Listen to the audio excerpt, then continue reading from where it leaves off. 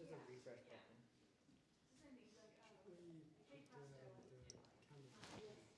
Yes, we do. But somehow that it also captures us, which will be there. Will you look at the screen? Probably. Yeah. So then look, it's basically pretty okay. Okay. Or maybe on that side. Okay, audio's good.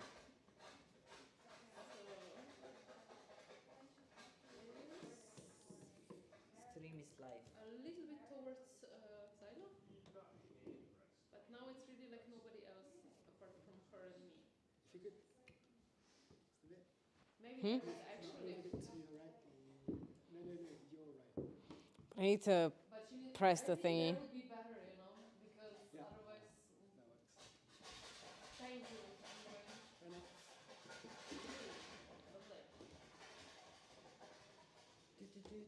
So, when you're ready, we are ready. The internet is ready. Okay. Sure. Okay. GM. Tonight I'm going to give a presentation on humans and organizations. My background is mainly in different types of mediums of art, from design to photography to holograms to films and production, and currently I'm mainly working within blockchain as a UX UI designer, but I'm also working on a startup called Ordem. And right now the biggest challenges of Ordem, which is meant to be a decentralized organization management tool, are actually the questions which define humans and organizations and how we function within them. So let's get started.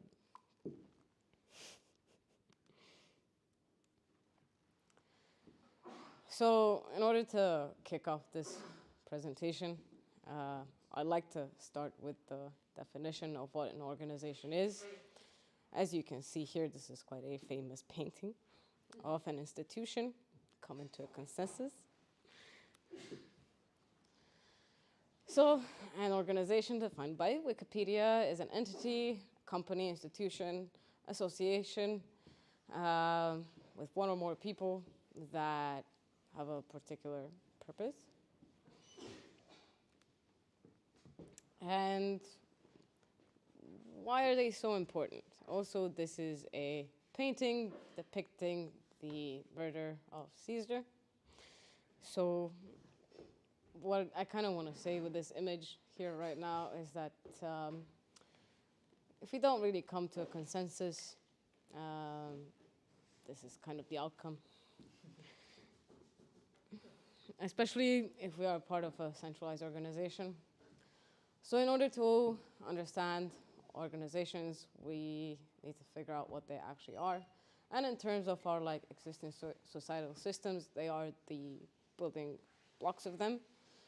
They could be separate entities, but they could also be separate organizations within institutions, and then these institutions form altogether some kind of social system.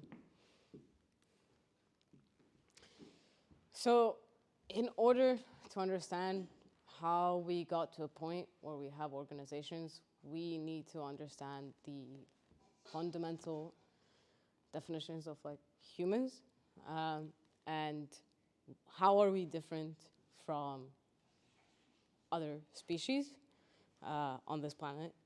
And the fact is that we have the capacity to cooperate with a lot of strangers on a very large scale, while other species really do not, because they normally can't cooperate with individuals within their species that they're not that familiar with. And that's in the instance of chimpanzees and wolves ants have like a completely different way of functioning. They're more like algorithmic, if I may say that. So for an example, if an ant doesn't follow a certain path, if ants like go outside of their fundamental structure, they're gonna end up going into a circle, and that's kind of death. But there's like one other reason why we are on the top of something called the food chain, because we believe in things that don't exist, and we can kind of define this as a vision or myth or religion. And this is the fundamental drive why we form such entities and such organizations, and where we have the capacity to cooperate with a lot of strangers in very high numbers. So, at some point within our civilization, we had a division of labor where everybody was specialized in something they're really good at, in order to become a cog within a system. These origins mainly come from the agricultural revolution, from the Sumerian and Jehal cultures, at least as history right now points it out. Who knows, maybe we come to different revelations about our previous civilizations, but that's what history says at the moment. And the most fundamental kind of organization structures we had were, they kind of happened in the industrial revolutions and the Western culture. We had like very high technological advancements, and we basically needed people to operate heavy machinery at a lower cost, but that actually caused people to work in very high hours, very bad environments. And the good part of that is that those hours have decreased. Obviously, we kind of saw something called people's rights. And my personal thought is that in the future, these hours will decrease even further, especially if we delegate tasks that are very repetitive to artificial intelligence. So the glue within organizations is usually vision or creativity. Then we have the consensus that could be implemented by authority, or we can mutually just come to a consensus. This is also cooperation.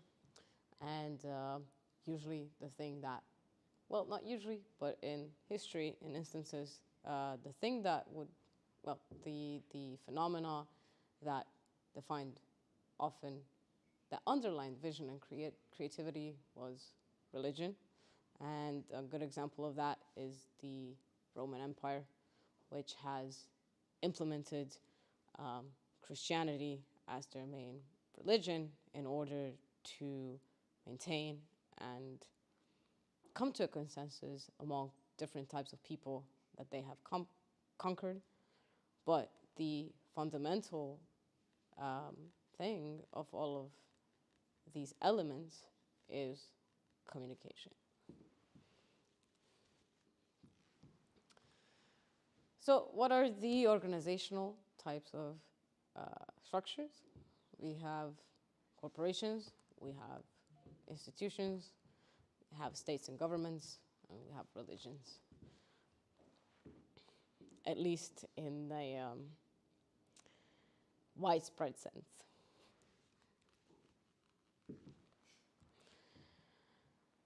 And then we come to something called boxes and needs. So throughout the necessity to form all of these organizations, in the beginning, you know, when we were tribes, it was probably like, oh, there's a lion and there's a human. Can you help me protect my family from the lion? Then it ended up being a little bit different, but that's kind of where it started from. But if we take that as a starting point, and then we kind of skip to the Industrial Revolution, where everything was based on demand. All these demands dictated the boxes that every individual needed to fit into, and therefore creating a system which eventually created prosperity and profit and satisfaction to some people's needs. Then the problem of all of these already constructed systems is reliance on these systems. And we've been meant to believe that that we need to specialize in certain divisions in order to sustain ourselves and therefore sustain a society. But I don't think that's necessarily true, because a reliance on a system doesn't give us the option to say no to the institutions and organizational structures which we operate in or exist in. A very good example of that is our financial system, and actually all of the other systems that we live within, because we think that this is how society is meant to operate. But this is just something we've stumbled upon by accident, because it was something that worked. It was something that we could apply to great numbers of people, and it was the only solution that we came to. A very good example of how quite a few organizations did something that's not necessarily positive for society is the Inquisition, where you had the cooperation of the state, religion, and corporations and institutions, which I'll come to later. Because within the Inquisition, you know, like the general narrative is that it was all about heresy. But there is somebody called Thomas Has, who was a psychiatrist, who wrote a book called The Manufacture of Madness, who did an evaluation of this process, and he basically said that the Inquisition transitioned into institutional psychiatry, and the whole point of all of that was just to keep people within a state in quote-unquote check. And one of the reasons, according to him, why the Inquisition has happened was because at the time, you know, you didn't have healthcare, and people that were sick, they were going to these alternative healers and stuff. And that was bad for the state, which dictated its authority through religion. And that was one of the main causes that it happened, according to him, because it was all about power and control of society. He goes on to talk about psychiatry and how that has also been used as a point of control, but I'm not going to go into that because I'm not sure if I necessarily agree with that.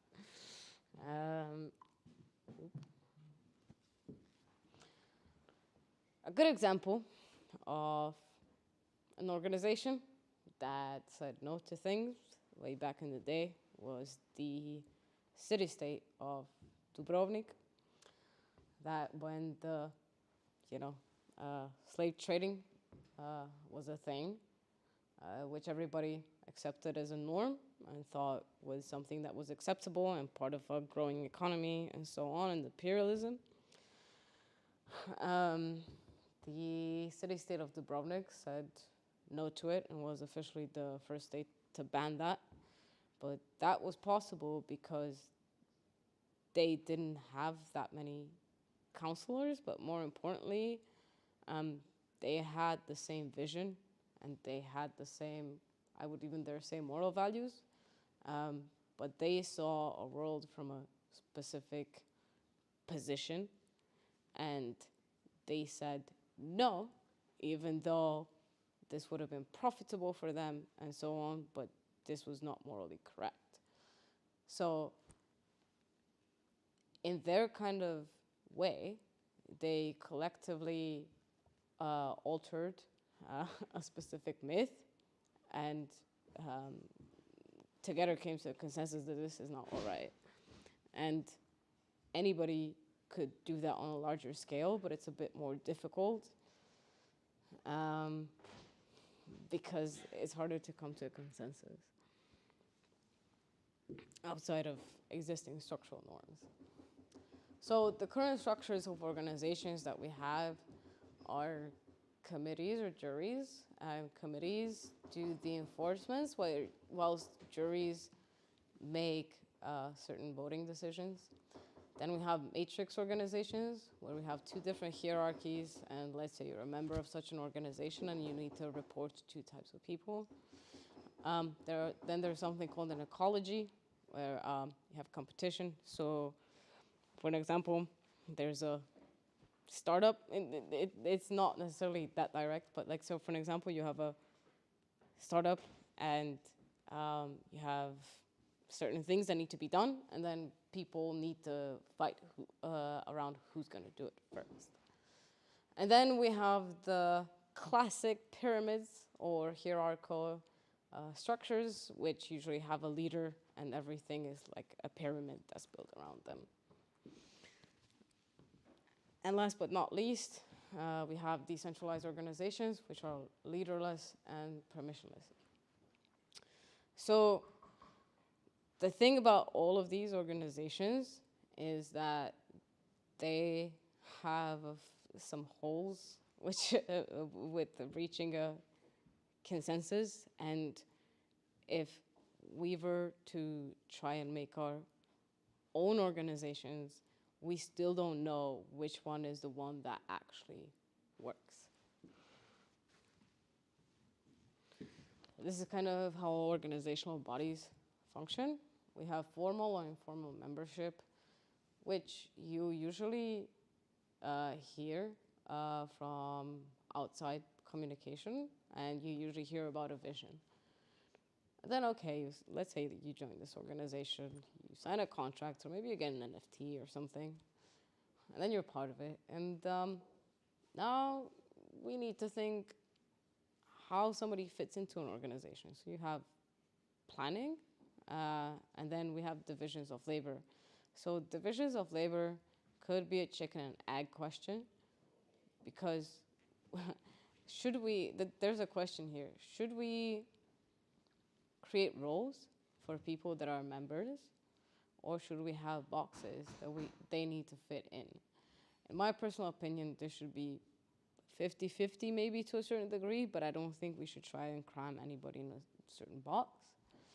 And then once we kind of agreed on all of that needs to be done, we need to coordinate in order to achieve our vision. But again, the fundamental substance of all of this would be communication. And a lot of things get lost in translation, and that's something we need to think about. So what's the point? The point is that currently we don't know what are the best organizational structures for individuals, for groups, for countries, for states, especially for like a large number of people, which is 8 billion people on this planet. But I personally think that everybody should have the capacity to join any type of organization, create it, and have a work-life balance that fits that. I think we need to do a lot of R&D and testing in order to come to this and see it, but we also need to analyze all of the flaws within existing organizational structures. And I think the good thing about decentralized models is that we can create smaller communities that are not dependent on existing states and systems and so on. And I think we need to be more reliant on ourselves and the people around us.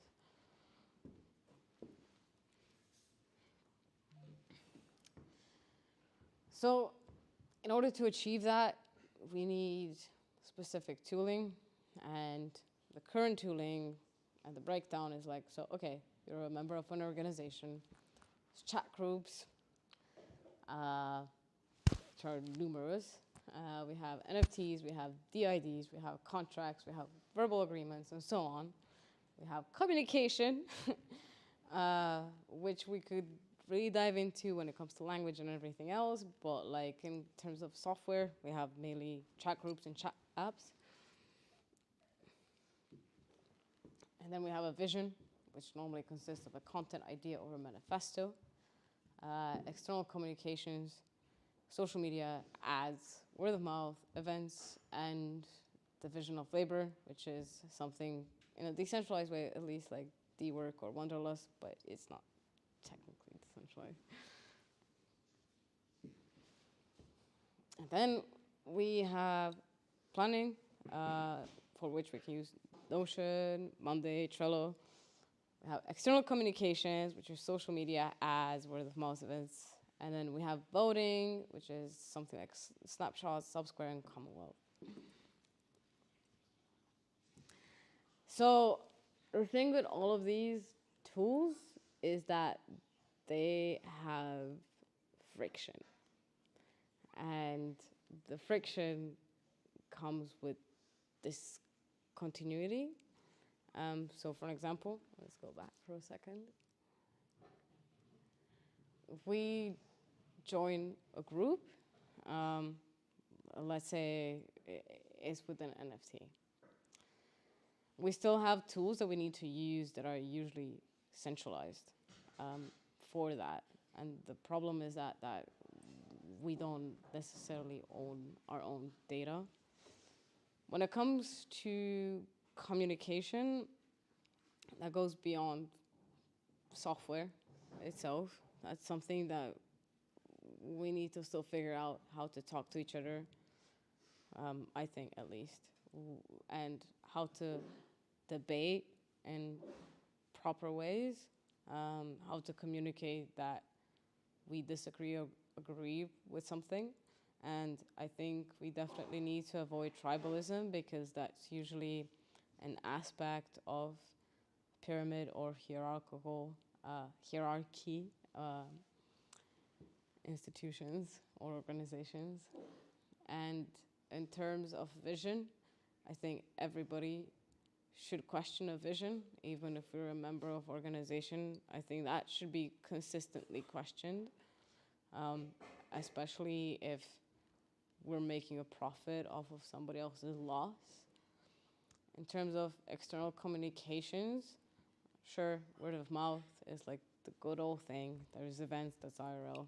But in terms of ads, advertisement is usually kind of a derivative from propaganda.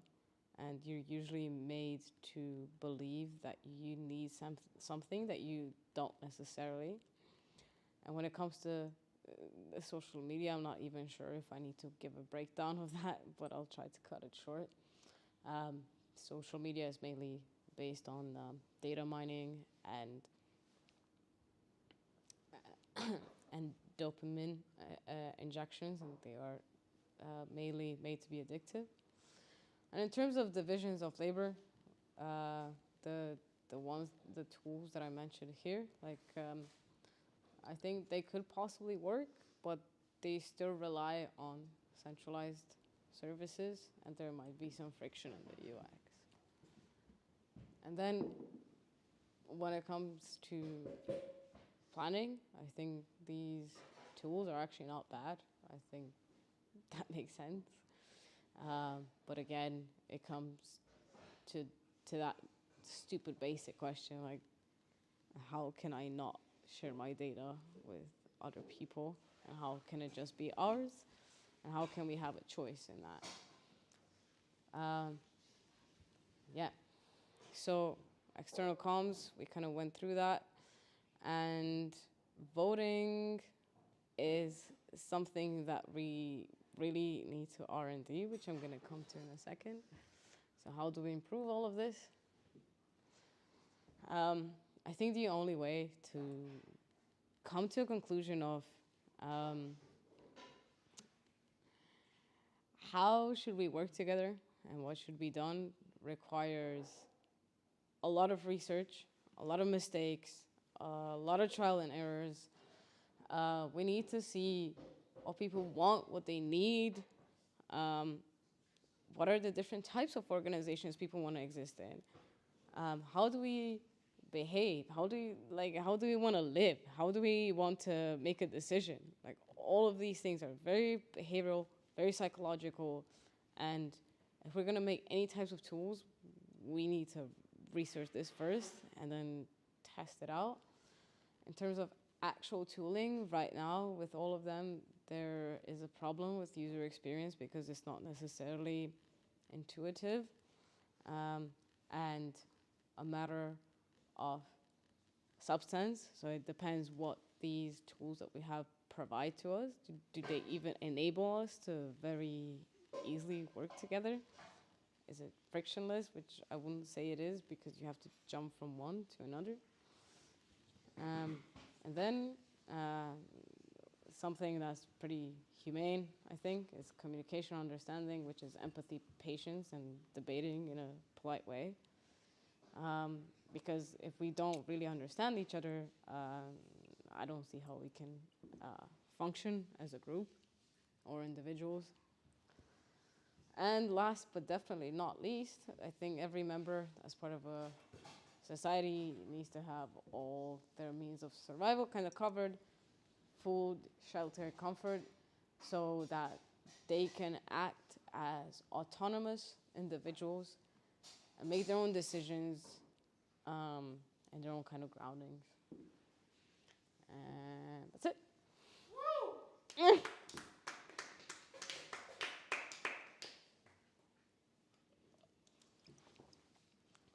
Questions? If we have questions, we need to use the microphone.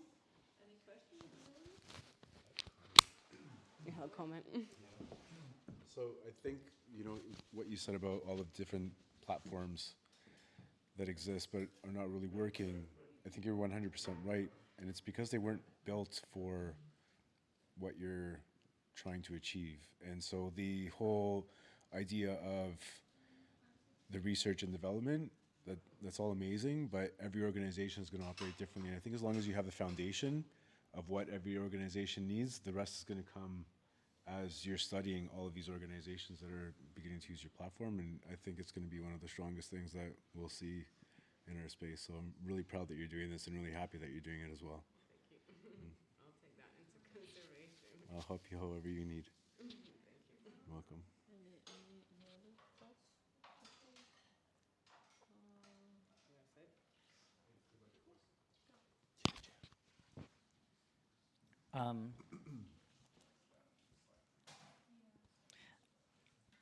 Sorry. Yeah, so I'm just thinking, like, what I got from the presentation is that you want to build a platform that provides an alternative to all of those elements that you've identified as necessary for organization.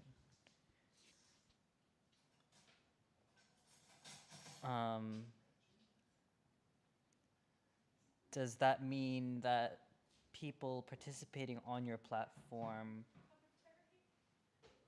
need to use your platform for all of those things, or do you intend that people can use for each of those components their own choice of thing and use your platform for whatever fits, for whatever they don't have a better solution for? So it's a combination. They don't need to use it for everything. They can they can use it for. So the whole point is that there's an access to an alternative that doesn't exist. If there is something that already exists, we're gonna try and make an aggregator or like a plugin where you can kind of use already existing software for that. Like an integration, you mean? Yeah, exactly. We're gonna try to integrate it. My question is, how do you make sure that you don't create yet another lock-in application? Do you have anything in mind to how to achieve this? You mean like instance 15? I don't know what is instance So 15. it's like there's already. So for an example, there's already 10 existing platforms that do the same thing, and then you make one thing that does all of them, but then you actually just have 15 things. No, I actually didn't think that. I was thinking like, how do you, like, if somebody wants to use your platform, do they create an account on this platform? Where do they store the data? How can they migrate? Can they use some substitutes for this? In that sense, I mean lock-in, because usually all these big platforms are, yay, we're solving everything, and then users come and they lock them in, and they can never leave because this is a unique. Everything's being held there, yeah. You can't transfer it elsewhere, you mean, right? Yes. Yeah. So I'm wondering if you have anything in mind how to solve this, and how would it even work? Do you plan to have a server where people register and so on? So the logins will be in the beginning done through just wallet or confirmation.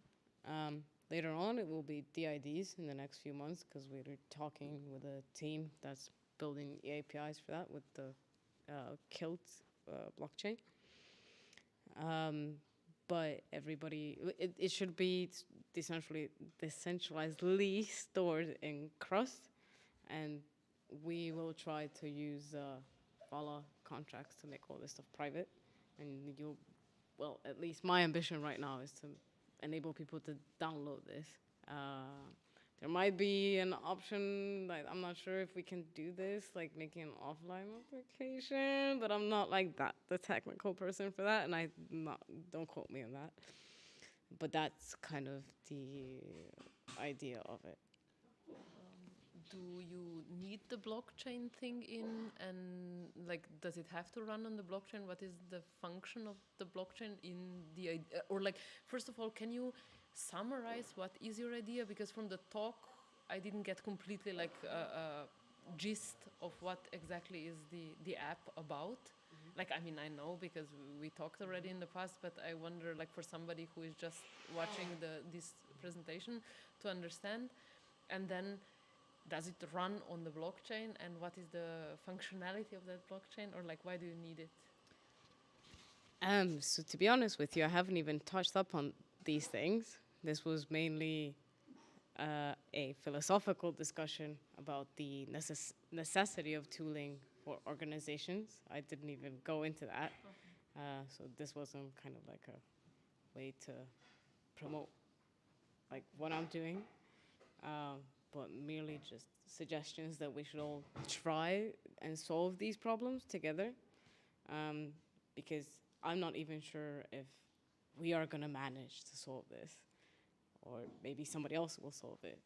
But the kind of whole point of it is to make people think about this, and the whole kind of point of it is that I think we need to solve kind of people problems before we actually even go and build software. Okay, that makes sense. So, unfortunately, you missed him, but there was another attendee of this camp named Nick, who built and runs a platform called Carrot World with carrot with a K. And the goal of that platform is or was or is very similar in that, like, it's a tooling for organization of local communities that are like physically collocated, like physically in the same area, with like tools for voting and tools for decision making and tools for organizing physical events Dispute resolution. and dispute resolution. But where I think your philosophy, from what you've been presenting and like what you said in while giving your presentation, and Nick's philosophy differ greatly, is that you seem to put a lot of emphasis on decentralized tooling.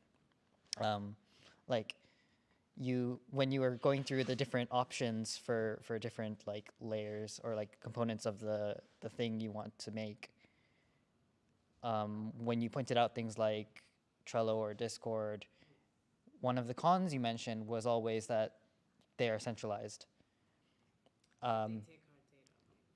They centralize that they take your data, whereas Carrot World is explicitly a centralized platform. It's just like it is a tool to solve the problem, but it's centralized, but it doesn't care. It's unapologetically centralized. Do you have anything to say about what the goal behind decentralization of organizational tools are or is, in your opinion? So I think people should have an option to use decentralized tools, but my kind of opinion is that I don't think every organization will be decentralized. I think people should just have a choice. And my main kind of concern about everything is that I think everybody should have a right to have their data for themselves. Can I get you to say the quiet part out loud, but why? Why should they have a choice? What do you mean? Yeah, why should they have a choice? Oh, Say why? it up Okay, front. right. So,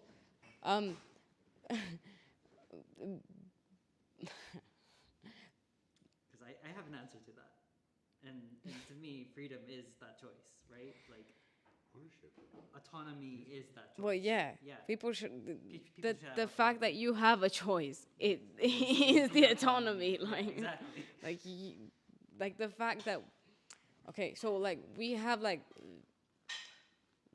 We can use the existing tools to function as organizations and so on.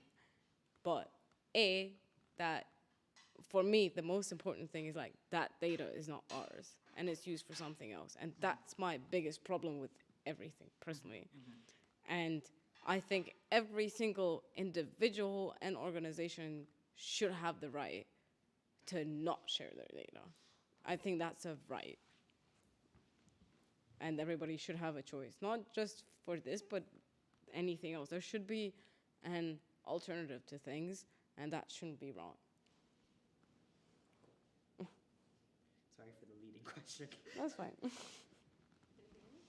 World is actually pretty cool. But you said it's not running on the blockchain, right? No, it's just like, Should we stop on the stream or do we continue?